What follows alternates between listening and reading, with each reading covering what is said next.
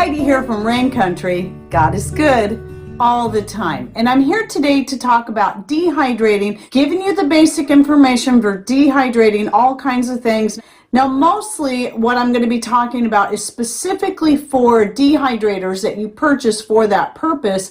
But I'll also throw in some ideas such as using your oven for dehydrating, and also want to link you back to a video I did a year or so ago about types of dehydrators, and in that video I gave a lot of ideas on off-grid ideas and things that you can make your own if you either are trying to do things off-grid where you don't have to depend on electricity, or you're just trying to find the cheapest way to go about it so you don't have to purchase a dehydrator, because depending on the dehydrator you buy, they can be fairly reasonable to pretty expensive. And I'm also going to be linking to a video I did on dehydrator comparisons where I talked about mostly about 4 different dehydrators: the Nesco, the Excalibur, the Cosori, which is one of the ones I have along with the Nesco, and also the Cabela's. And I did some research and comparisons on that. So, and those are just the 4 main ones I did, but you can learn more about that on your own, or how to learn about the different ones on your own by watching that video. Both those will be linked in the description box down below, so don't forget to click on either show more in all caps right down here below my channel name, or if you're on a smart device, that little gray arrow over on this side so you can access the description box to find the links and any other information I'll be putting in there. Okay, so let's get started talking about temperatures. Now, the problem with this is that some people have older dehydrators that don't have a specific temperature setting, and I wouldn't know what those are because I've never had a dehydrator like that. From the get-go, the first dehydrator I got that I purchased at an auction for an excellent deal, brand new, was a Nesco, and it had a temperature adjustment on it. So I think it would be important to find out before you start dehydrating anything, if you still have the manual or the box or anything that might say what the temperature is, or you can try looking up the make, model online, type that whole thing into your browser, and any other specific information, like if you have the model number, and then also put in temperature in the search and see if you can find something that will explain what that is. Otherwise, it's possible you can run it for at least 15 minutes with some kind of thermometer in there to give you an idea of what it is running at. Then that will help you to determine how best to utilize that dehydrator. Because when it comes to dehydrating herbs, especially your most delicate ones, like some of your flowers, like your violets, your pansies, or your herbs like golden oregano in particular, is so much more delicate than your Mediterranean oregano. So how I dehydrate it is different than I dehydrate my Mediterranean oregano as far as the temperature settings. Typically, when we're looking at dehydrating herbs, again, it's going to depend on how delicate it is. You want to go 95 degrees, which I rarely go that low, up to 110 tops. That should be the max you go for herbs. Some can handle that. Some should be more in the middle range, like 105 degrees. I've done 108 with quite a few herbs with great success. Dandelions, for instance, can do pretty well at 110 degrees, but don't go any higher than that, because if you go too high with dandelions, dehydrating them too quickly at too high of a heat will turn them into a puffball. Most of your flowers, I would say, are going to be on the delicate side, so going at the lower heat, 95 to 108 tops, I think is good. Now, I dehydrated this Camilla at 108 degrees, and it dehydrated up beautifully. So you can usually tell by the way it looks when it's dehydrated. So some of this is going to take experiment to know for sure. So that's how I learned about the golden oregano. I cannot dehydrate it at the same setting as I can other things, because otherwise it turns brown, which tells me it's basically cooking it rather than just drying it. So I go at the lowest temperature I can with it. But the camellia seems to do, and the dandelion do fine at the higher heat in that range. Other flowers like violets and pansies should be closer. I wouldn't go over 105 with those. Usually herbs that have thicker leaves like comfrey and other such, you can dehydrate at the higher setting in that, where some might have more delicate leaves that might need to be set a little bit lower. Again, I can't cover every single herb and every single one, so the best thing you can do is just experiment, and you'll learn by watching it. Now, some things are always going to turn brown no matter what setting you have it at, and I believe your teas will do that, like the camellia leaves, but that's just the nature of those. And typically you're breaking them down anyway before you dehydrate them, because they are very thick, so they either need to be steamed or rolled, depending on if you're making green tea or black tea, oolong or white tea. It's all going to vary. And those can handle a bit of a higher heat, but I'd still stay within that 110 and down range there. Now, when you move on up to things like fruits and vegetables, I don't have any fruits in here, but I brought in some zucchini and some dehydrated snow peas. By the way, snow peas dehydrate up beautifully, as do a lot of your green beans. Now, those you can go 115 to 125, but it's also going to depend on which dehydrator you're using. I'll talk about that in a little bit. So fruits and vegetables are usually within that range there. And then when you're talking about things like meats, you can dehydrate your meats at a higher setting. Now, personally, I never go over 125 degrees no matter what I'm dehydrating. And when I'm doing eggs, I do still dehydrate those at a lower heat. I don't want to go over 115 because I'm trying to keep the eggs raw. But if you don't mind them cooking, you can go ahead and dehydrate them at a higher heat. But the purpose for me of all the many uses, I want to keep them as raw as possible. So I do not go over 115 degrees on the eggs. Now, if you want some specific videos on dehydrating eggs, I just did put a new one out on this. I plan to do a new one on the ground beef or any kind of ground meat. And the first video I did, I recommended using hot water to rinse it out. A lot of people talked about boiling the meat in order to cook it and remove the fat. Yeah, I went back on that and realized, because the first batch I did, and this is it here, I can tell by the looks of it, I didn't rinse the fat out. I just drained the fat out and then dehydrated it. And I recommend doing that. A lot of people worry about the fat going rancid. Well, a lot of that's going to depend on where you're storing it and how you're storing it. Vacuum sealing, I found by reading on a couple of different university extensions, does actually help prevent it from going rancid, but also keeping it in a cool pantry. Doesn't have to be refrigerated, doesn't have to be frozen. Just the coolest part of your home that you have will help preserve it for a longer period of time.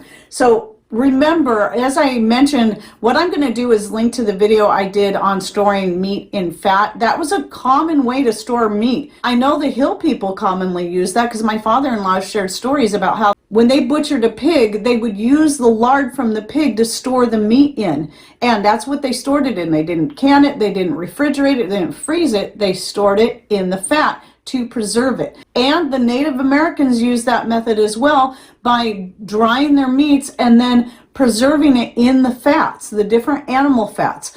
And they did that with berries and other things as well.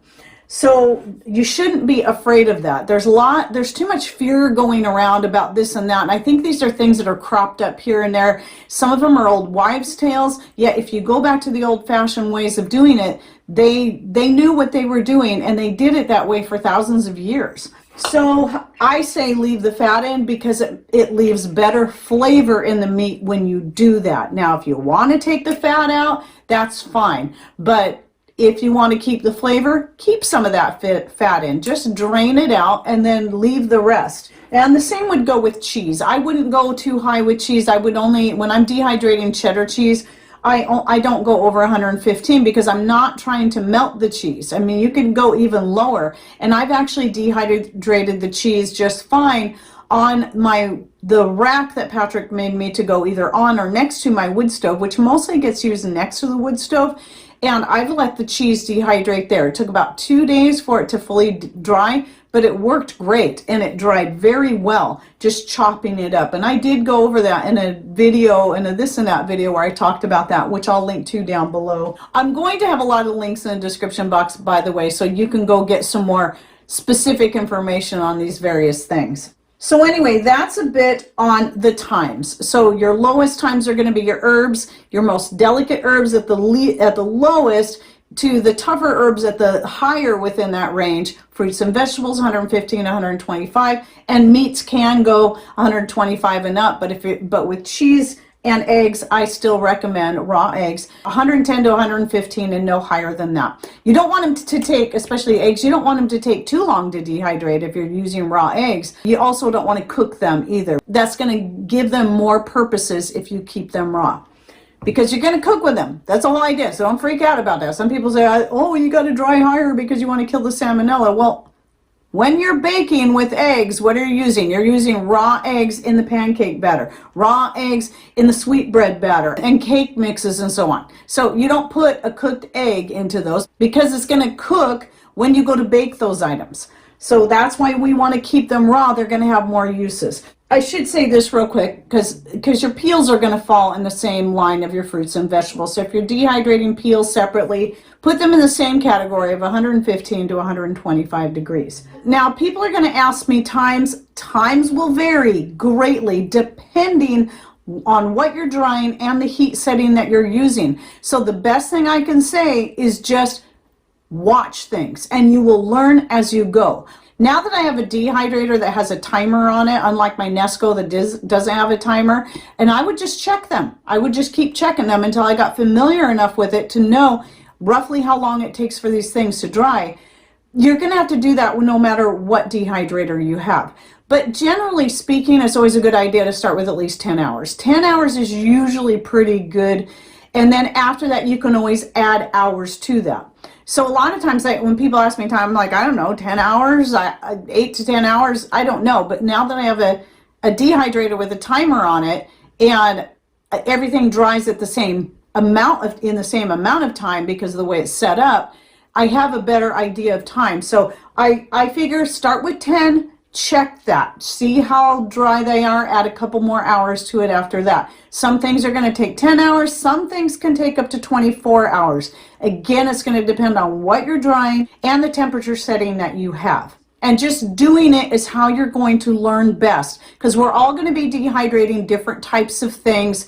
So now let's talk about how to use a couple of different styles of dehydrator. So back here, I did bring in one of my Nescos. Now, any kind of dehydrator that's set up like the Nesco where it's a stackable one, and you can add trays, take away trays, as many as you want. The thing I really like about those over the cabinet style, like your Excalibur and your Kasori, is the ability to set one temperature yet dehydrate various different types of things at the same time without concern. So when I'm using my Nescos, what I do is if I have multiple different types of things, let's say I'm dehydrating ground beef and orange peels and peas and then herbs, and then more delicate herbs, all at the same time. Now, some people don't like to mix things because they worry about flavors and scents getting across. And some things that are really pungent, yes, can affect the flavor and scent of your other things. So obviously you have to consider that. You know, drying onions and garlic separately is best. You can do those together in the same dehydrator, but it's not the best idea to mix those with your fruits and your herbs. Mixing it with your meats, though, might be good. So anyway, let's just say I'm doing that, I would put the meat on the very top, and I would set the temperature at 115 degrees.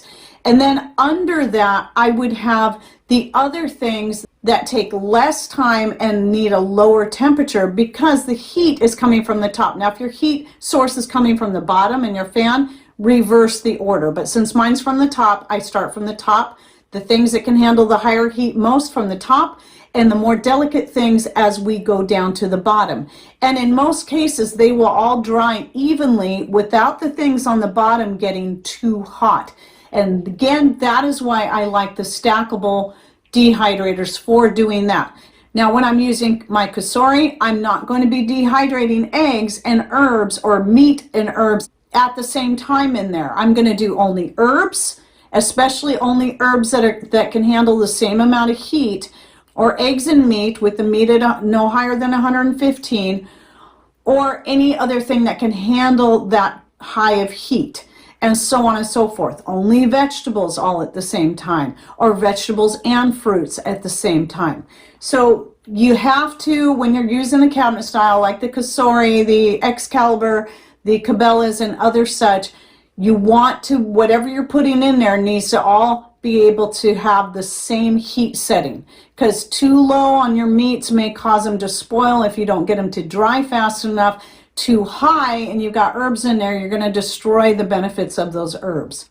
So that's how I use the two different styles. So in fact, I need to get some more eggs dehydrated up today. So the only thing going in there today is going to be the eggs. Now, let's come back to talk about things like the Nesco and some of your Excaliburs. Anything that has plastic trays or plastic mesh coverings on them, I don't care what you're dehydrating, don't go over 115 degrees, because having it that high can cause the plastics to put off toxins. So I never go higher than that. It's possible you can go higher, but I, just from experience of using the Nesco, even though it can go higher than 125 degrees, I found when I went up to 125 degrees, my trays would warp, as would the mesh coverings on them. And that told me that was too high. And if it's too high, that it's going to actually warp the trays and the mesh, or even the fruit roll-up trays, then it's too high for anything else. Now, if yours has stainless steel racks like this and stainless steel mesh, or you're using cloth like I do, yes, you can go higher than that. So let's say you're dehydrating ground beef and you're leaving some of that fat in. One of the reasons why you should go cloth is that it can handle the higher heat. It's going to help absorb some of the excess fat. So what I do with the cloth is I have ones that are set aside specifically for using with greasy things like meats and cheeses, but it's going to allow plenty of airflow. It's going to catch everything, and you don't have to worry about it heating too high if you're using 100% cotton or any other 100% natural fabric, nothing with nylon or anything like that in it. So you always want to go, if you're going to start making your own cloth covers, which I love and I use all the time. I came up with this idea a few years ago, and I started making these for all of my different types of dehydrators that I have. And they're great. They're for so many purposes.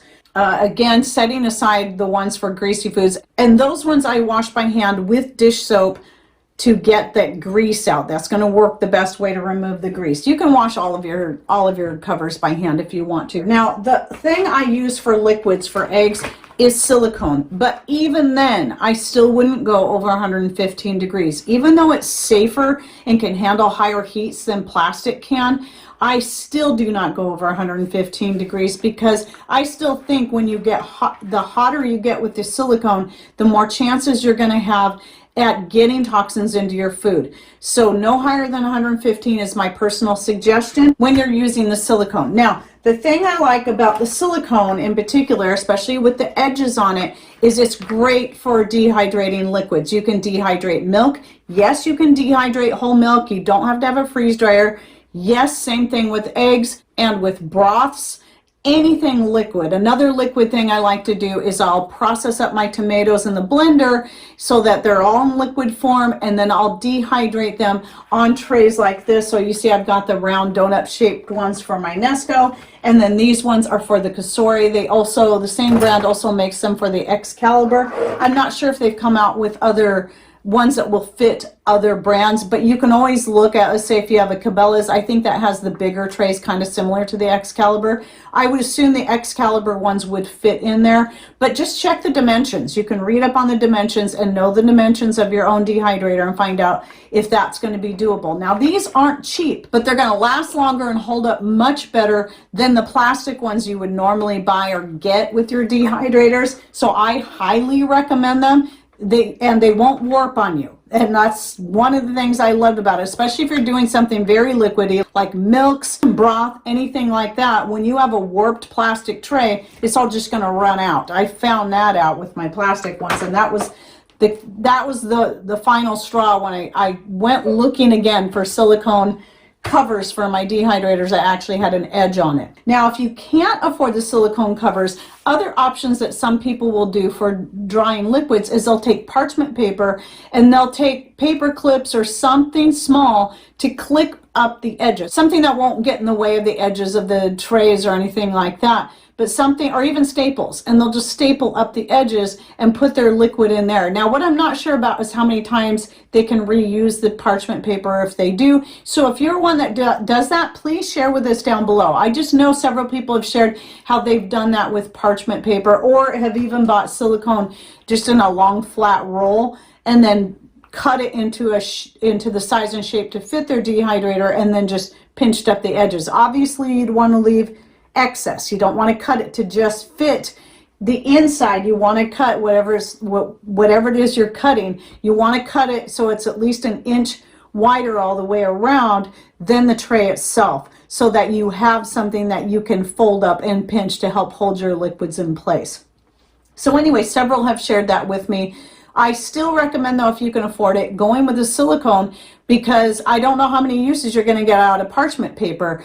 Is it 1? Is it 2? Is it 3? Over time, you're still having to constantly replace that, where if you get something like silicone, it can last you for a lifetime. Now, other people have shared how they've used a screen mesh like you'd use for windows or screen doors to make a good mesh covering.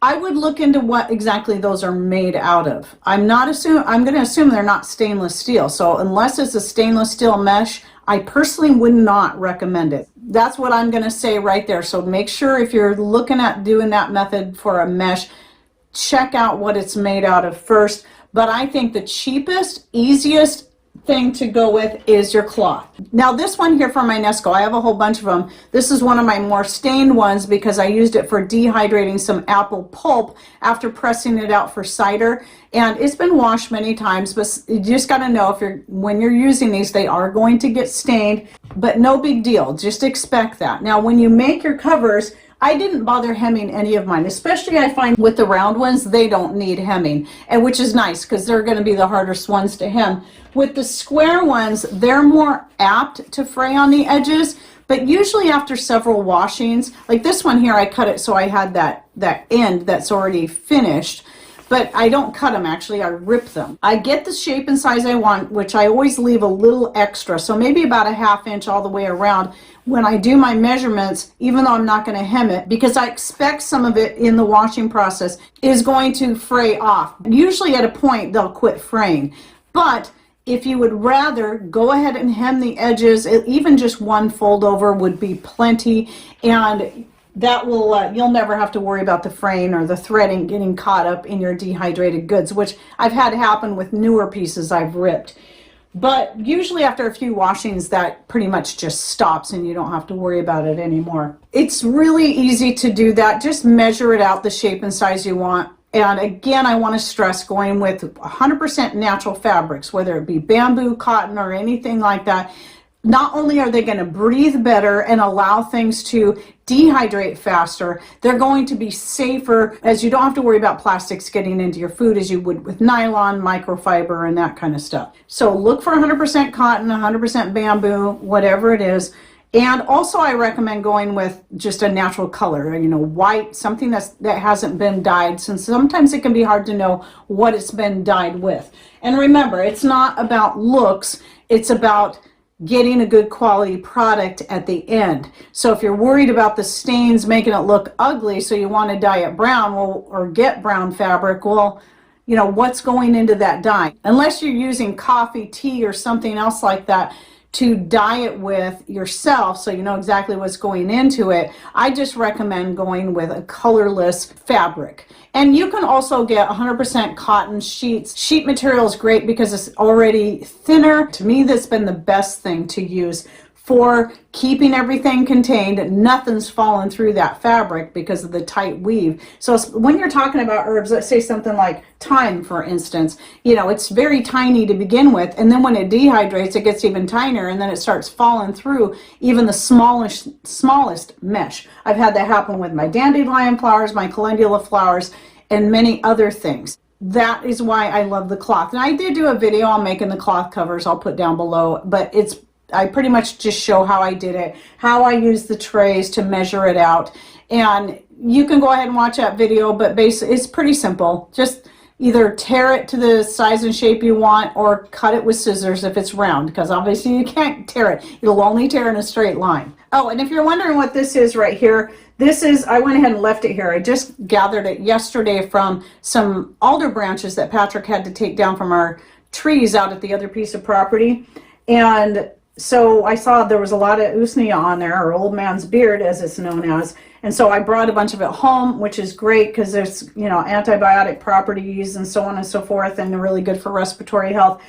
And this I left here because, especially if you gather it on a dry day, it's already pretty dry. Like this, I didn't dry. In fact, some of it I did rinse just a little bit, but it's already dried. I mean, it's already fully dry, so you don't have to dehydrate usnea. You can just set it on a towel and let it dry, air dry naturally. It's going to work fine. So there's some things you don't have to have an electric dehydrator.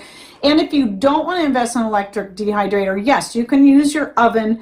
All you have to do is crack the door open and set your oven at the lowest setting using whatever kind of tray you want to in there. You can even use cookie sheets. So I would recommend the stoneware cookie sheets if you're going to do that, because they're going to allow a little more breathability there, and they're natural as well. So they're, you know, you don't want to use aluminum. You shouldn't be baking in aluminum anyway. You should be tossing all that stuff out. Again, I want to reiterate the fact that you can also make various types of dehydrators from stuff you have around the house, even just putting stuff in a car. But I cover many other options in that video that I mentioned. And we do have, as I said before, is and I've talked about so many times. In fact, I have a video just on the rack. Patrick has a video on how to make it, and then I have another video where I talk about its many uses, and so I'll link to both of those down below. But he just made it out of old bed rails. We did buy the stainless steel trays to go in there that go for smokers that we found at our local store. They were $10 a piece, but to me they were worth it. And I use that thing at least 9 months out of the year because it sits next to our wood stove, so I've always got something drying in there, whether it be seeds that I've harvested or citrus peels or whatever. It doesn't get used as much for herbs simply because I don't usually have fires going during the time of the year I'm getting the most out of my herbs. So then I'm running my Nesco, my other dehydrators, and I'm able to utilize the solar power that way. But the Kasori, which I didn't bring in here because I was running out of room on my counter space, but the Kasori I do keep plugged into our public power because that's set up in a place I can use year round. However, when we start getting a sunnier time of the year, I'll probably move it out into the hallway where I have a solar power outlet where I can plug it in there and make the most of our solar power if I'm using all the dehydrators and I'm using them all in different ways. I think that was pretty much it that I wanted to cover. But if you have any questions, anything I missed, go ahead and ask them down below and I'll try to get in there and answer them. And remember, you can also email me if you're concerned about me missing the comments, because it's getting harder and harder for me to keep up on them. And you got a really important question that you didn't hear answered in the video, and even after you listen to it a second time, go ahead and send me an email and I'll try to get right to that. I'm more likely to see your email and get to that than I am with comments. And that's raincountryhomestead@gmail.com, and that email address is also always found in the description box under every YouTube video. Might not always see it under my Rumble videos because I don't always remember to put it in there. Here on YouTube, those kind of things are an upload default, so they're always in there, where I don't have that option with Rumble, at least not yet, to have default. So I have to remember to go put everything in there manually. So anyway, any other tips and ideas that you have? What's your favorite dehydrator? What's your favorite way to dehydrate, whether it be off-grid or using an electric dehydrator? It doesn't matter. Share with us down below. And what are your favorite things to dehydrate? All right, well, I hope you enjoyed this video and you found it helpful. Thanks for watching. Take care and God bless.